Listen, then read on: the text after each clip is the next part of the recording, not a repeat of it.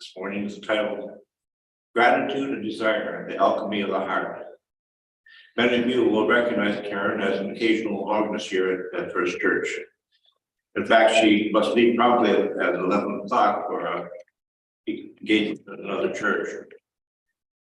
Karen might best be described as a Renaissance woman. Have you ever been called that? No, but let's try it. She has extensive knowledge of prose, poetry, and the arts. She has accomplished musician friends all over the world. Please welcome a friend of First Church, Karen Beaumont. Well, thank you for having me. With a nod to Easter, I'm going to begin with a poem by the son of Unitarian minister, E. Cummins. I thank you, God, for this most amazing day, for the leaping, greenly spirits of trees and the blue, true dream of sky, and for everything which is natural, which is infinite, which is yes. I who have died am alive again today, and this is the sun's birthday. This is the birthday of life and of love and wings, and of the great happening illimitably earth. How should tasting, touching, hearing, seeing, breathing, any, lifted from the know of all nothing, human, merely being, doubt unimaginable you? Now the ears of my ears are awake.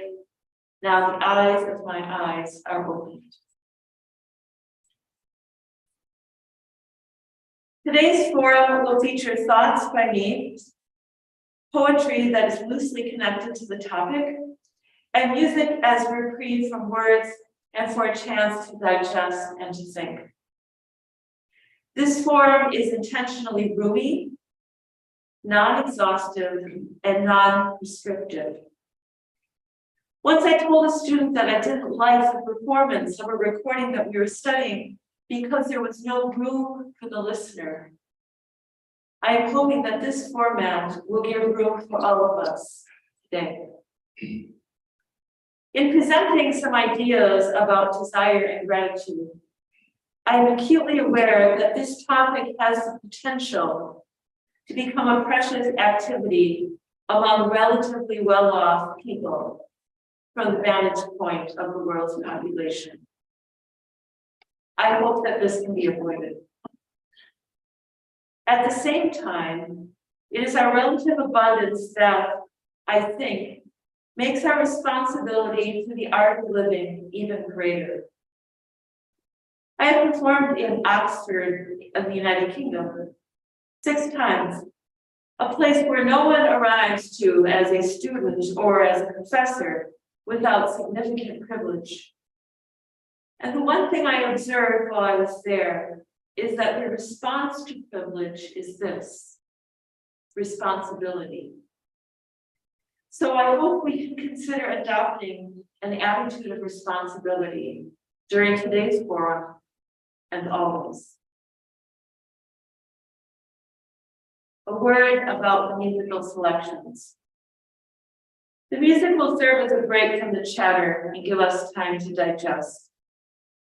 After a number of different decisions about this, I decided to go with music that I have composed for some of my piano students.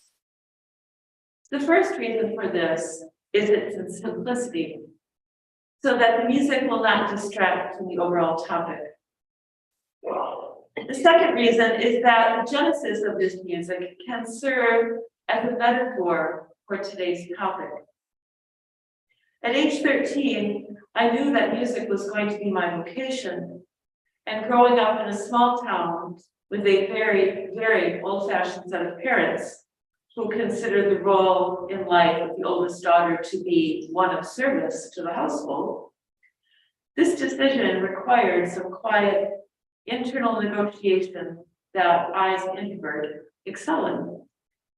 I knew that I would not be able to nurture this vocational impulse in an ideal way, and that I'd have to give some things up. The aspiration to compose was the thing I gave up. 40 years later, and the year after my beloved peer died, I picked up composing, beginning first with student level compositions and expanding to organ and choral music.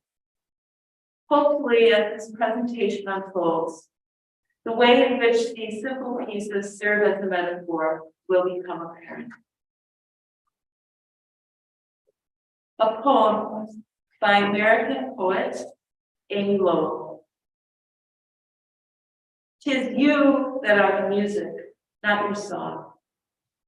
The song is but a door which, opening wide, lets forth the pent-up melody inside. Your spirit's harmony, which clear and strong, sing but of you. Throughout your whole life long, your songs, your thoughts, your doings, each divide this perfect beauty, waves within a tide, or single notes amid a glorious throng. The song of earth has many different chords. Ocean has many moods and many tones, yet always the ocean. In the damp spring woods, the painted trillium smiles, while crisp pine cones autumn alone can ripen. So is this one music with 1,000 cadences."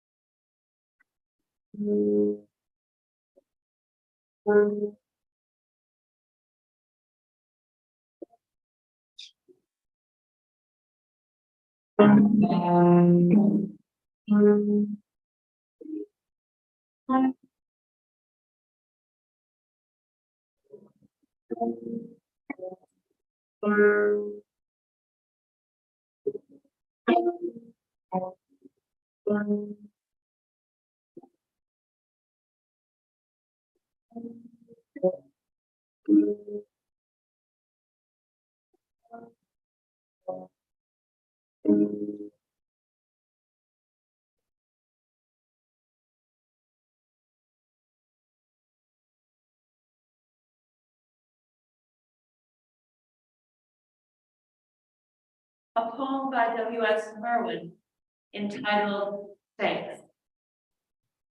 Listen, with night fallen, we are saying thank you. We are stopping on the bridges to bow from the railings. We are running out of glass rooms with our mouths full of food to look at the sky and say thank you. We are standing by the water and thanking it, standing by the windows looking out in our directions, back from a series of hospitals, back from a mugging. After funerals, we are saying thank you. After the news of the death, whether or not we knew them, we are saying thank you. Over telephones, we are saying thank you. In doorways, in the backs of cars, and in elevators, remembering wars and the police at the door and the beatings on the stairs, we are saying thank you. In the banks, we are saying thank you. In the faces of the officials and the rich, and of all who will never change, we are going on saying thank you, thank you. With the animals dying around us, our lost feelings, we are saying thank you. With the forests falling faster than minutes of our lives, we are saying thank you. With the words going out like cells of a brain, with the cities growing over us, we are saying thank you. Faster and faster, with nobody listening, we are saying thank you. We are saying thank you and waving. Dark though it is.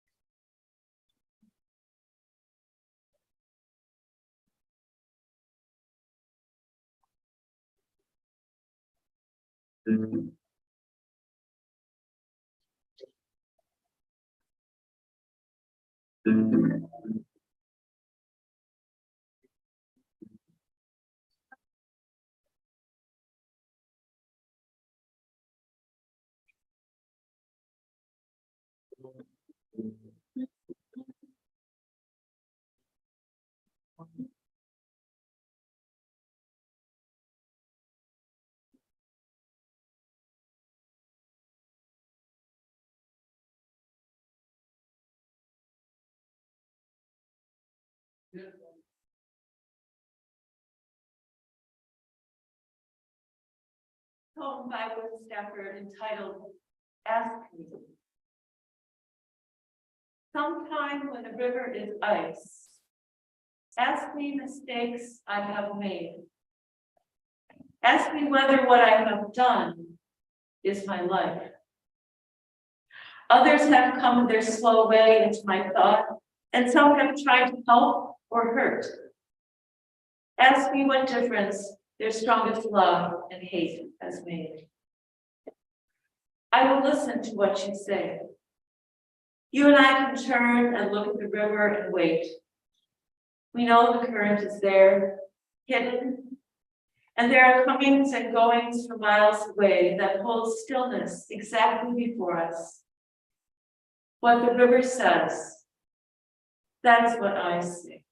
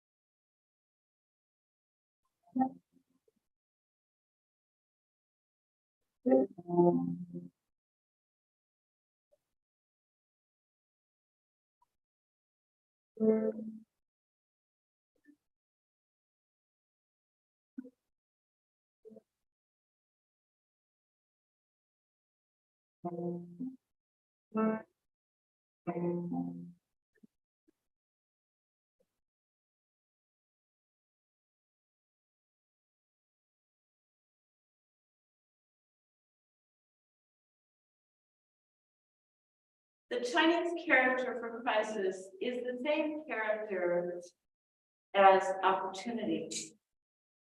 The crisis caused in the world by COVID was for me, among other things, a time of contemplation. Like personal illness, there begs the question, why is this happening? And what needs are not being met? What struck me right away about COVID is that the main symptoms were respiratory. In the field of energetic medicine, respiratory diseases reflect problems with the heart chakra, the chakra addressing love and connection and our deepest longings. Another thing that caught my attention next was the way that this primarily respiratory illness has the potential to cause systemic crisis throughout the entire body. It made me think about the way being cut off from our metaphorical heart and its desire can cause imbalance and suffering in our whole life and in the world. COVID is considered possibly to be among the other major viruses of the last 40 years a zoonotic virus, something that's jumped from animals to humans. The increasing prevalence of zoonotic viruses is attributed directly to the encroachment of human activity on natural habitats. Alongside the increase of zoonotic viruses has been a rise in extreme weather events, which are also the result of human beings demanding more and more from our fragile earth home, and being unto itself fragile and needing consideration and care, like our own bodies and our own selves. Why do we want so much stuff? What is all this stuff that we want to the detriment of the health of the world and to its citizens? What are we really looking for? And here we encounter a paradox, a virus that attacks the heart chakra, the chakra of love and longing, and a societal habit of unfettered consumption. My purpose here is to suggest that we are being asked to check in with our hearts to find out what our true desires are, and in order to keep those desires in check, to develop a conscious habit of gratitude. And there is a way in which gratitude can actually help us to identify our desires. Because in making an inventory of our blessings, we may become aware of what of value is missing from our lives. In this, desire and gratitude develop a healthful dialogue with each other and the world around us, and we ourselves can benefit. If we were to check in with our hearts to answer the question, what is my true desire? What would the answer be? This is tricky territory and may require more than one asking. In his felt sense meditations, Buddhist David Rome advocates dropping the storyline. What is the storyline, individually and culturally, that puts up a barrier between ourselves and our true desires? The Sufi poet Rumi wrote, "You must ask for what you want. Don't go back to sleep." Though it may be bold, I would like to suggest that our true desires can be distilled into two primary categories. We want to share our gifts with the world and for the betterment of the world, and we want to take care of the container of those gifts ourselves. Many lofty and plenty of quotidian details can easily fit into these two categories. And is anything that doesn't fall into these two categories really worthy of the short time we have on this planet?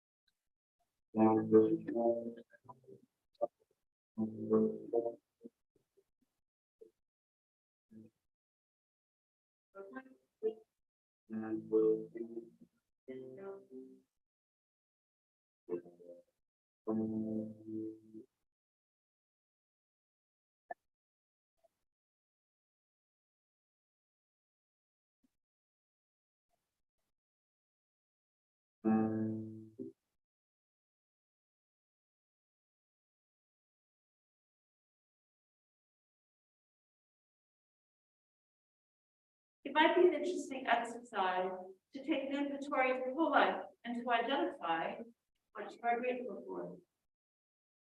After making this inventory, it might also be interesting to explore what are the inherent gifts you possess as an individual that could benefit the world. This requires both confidence and humility. Confidence to say yes, that there is good that can be done and that we can do it. And humility to accept the limits of being a human being. The next step is to think about how to offer these capacities to the world at this time. This changes throughout our life because of our circumstances and the circumstances of our surroundings. To offer our gifts and capacities to the world, we need to have our needs met. What do we really need to be the person who will offer these gifts? Again, the answers to this are fluid. In thinking about what we need to be this person, what things do we habitually seek that do not directly support our aspirations? Can we give up these things in order to concentrate all of our efforts on what is essential?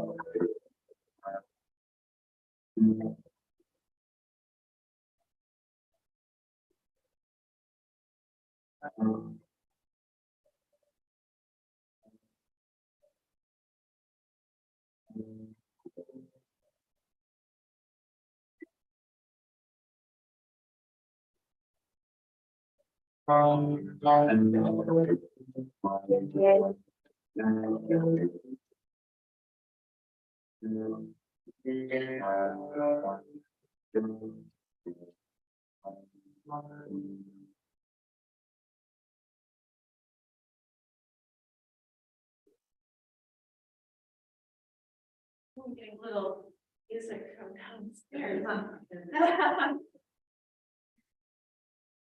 None of these questions are a one-time process. For me, this is a daily process. Like the admonition in 12-step programs to make a regular moral inventory and immediate amends where possible, in order not to veer too far off the path of sobriety. Making the habit of gratitude and visiting our heart's longing can help to keep our lives focused, constructive, and healthy. And this is where the title of this talk, The Alchemy of the Heart, happens. Alchemy is an ancient art that was practiced as far back as ancient Egypt and China, and had a significant presence in Europe, especially during the Middle Ages and the Renaissance. Alchemy concentrated on finding ways to increase health and longevity, and claimed to be able to use base metals such as lead to turn them into gold. Closer to our own time, psychologist Carl Jung explored the concepts of alchemy to study the workings of the human psyche and soul. By being aware of what we have to be grateful for, and being aware of and acting in accordance with our heart's desire, we also practice alchemy. We have the potential of discovering a wholeness that will not accept a cheap substitute. We can learn the deep way in which gratitude and desire are really two sides of the same coin. And in doing so, we will possess a little bit, or possibly a lot, of gold.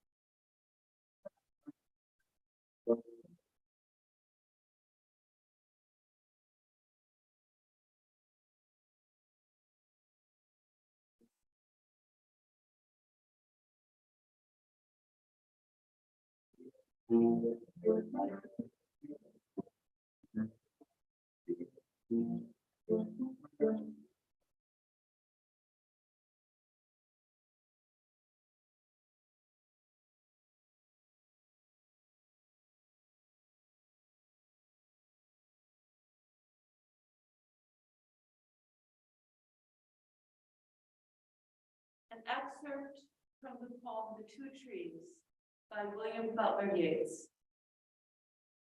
Beloved, gaze in thine own heart. The holy tree is growing there. From joy the holy branches start, and all the trembling flowers bear. The changing colors of its fruit have dowered the stars with merry light. The surety of its hidden root has planted quiet in the night. The shaking of its leafy head has given the waves their melody and made my lips and music wed, murmuring a wizard's song for thee. There the loves circle go, the flaming circle of our days, driving, inspiring to and fro in those great, ignorant, leafy ways.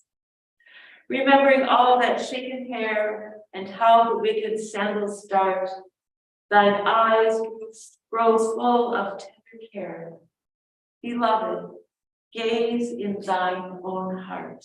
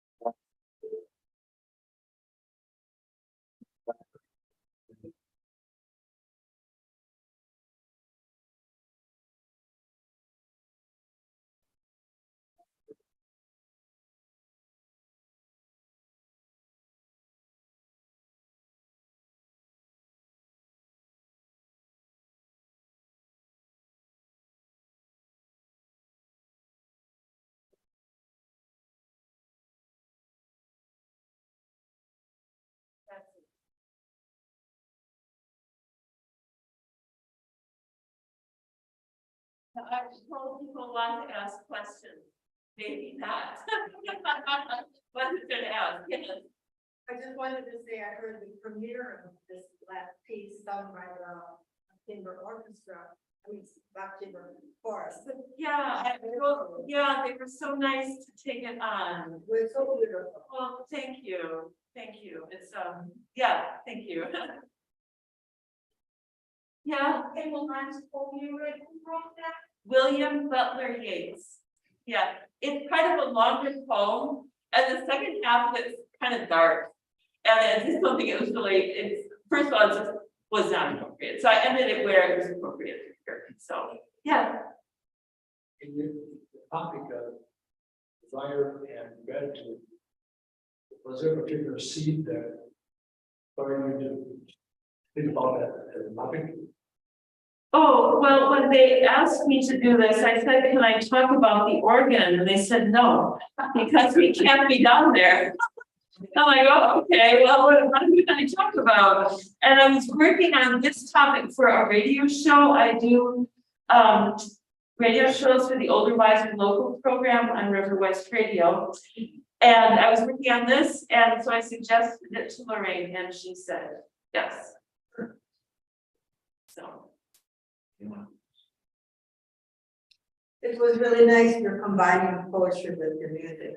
Oh, well, thank you. Yeah, well, I don't know. You just went to church and maybe gonna go to church and hear people talking for a long time. I mean, like, how much can people listen to? Yes. I know the song Let It Be by the Beatles. It was really popular in 1970. And there was a time where I played that song over and over and over just to get peaceful.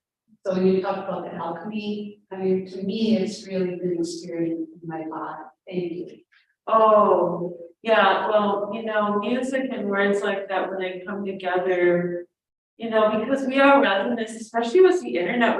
I don't know about you, but I just feel like words, like I'm just constantly bombarded with all this stuff, and I don't think it's that good for the human being to have that much as we have to.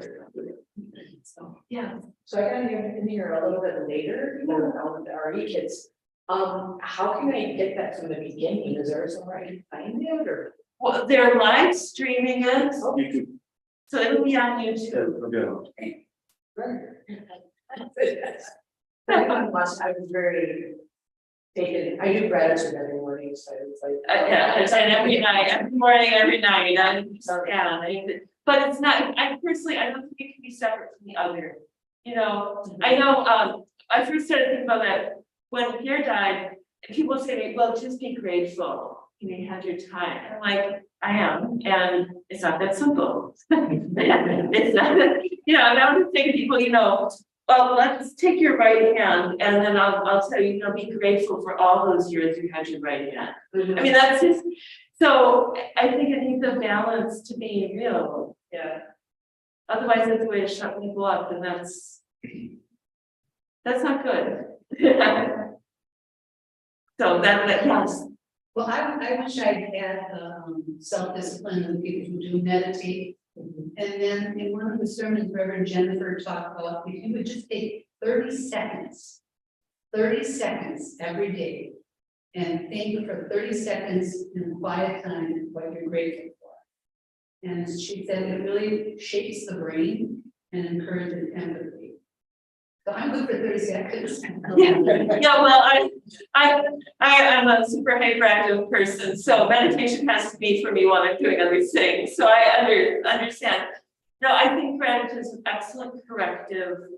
Sometimes when things are bad, I have a practice called "What's Not Wrong." When I feel like everything, what's not wrong? Okay.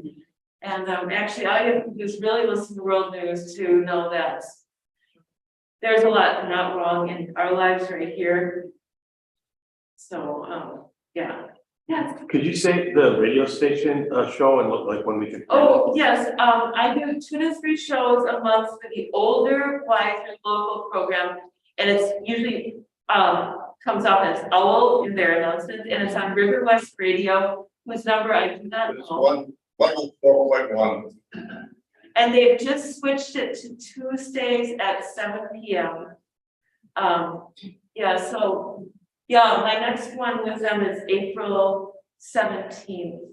It's a part of the 2-part series. It's neat. I asked different healers and artists in the community to talk about the questions that they ask before they either do healing or art. And then I interspersed it with music, and it was neat to hear what people had to say. So the next 2 I do will be about that, but they're all different. Thank you. Do you also write poetry? I did. I did write poetry, and I have to say that when Pierre died, that part of my brain turned off. So maybe it'll happen again someday, but it did. It just that part of my brain turned off. So we'll see. Yeah.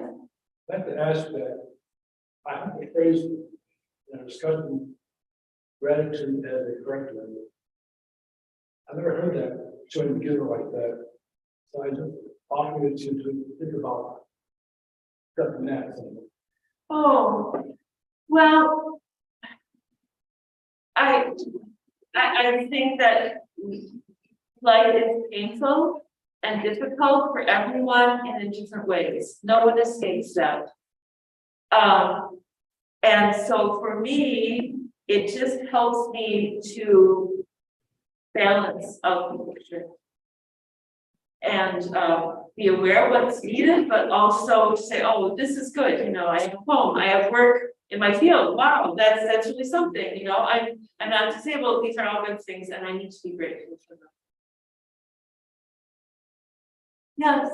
Did you say gratitude is a corrector? A corrective. Right? Corrector is the same thing. Yeah, it's systematic grammar. It's the same thing. I said in my introduction that you had musical colleagues all over the world. You want to share any of them that one instruments they play, things like that? Oh, well, I don't know how a girl from a small town ended up with all these friends all over the world who are musicians, but it's just a great thing, and it's just because I've been doing music professionally for 40 years, and just happened. Talk about being grateful. I mean, it's better than grateful. It's like a miracle. It's totally a miracle.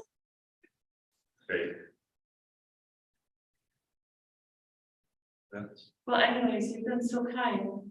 Thank you. Thank you. Thank you very much. And I'm playing here the end of May, so Elizabeth scheduling me, so the end of May I'm playing here, but on the organ. Thank you. Thank you.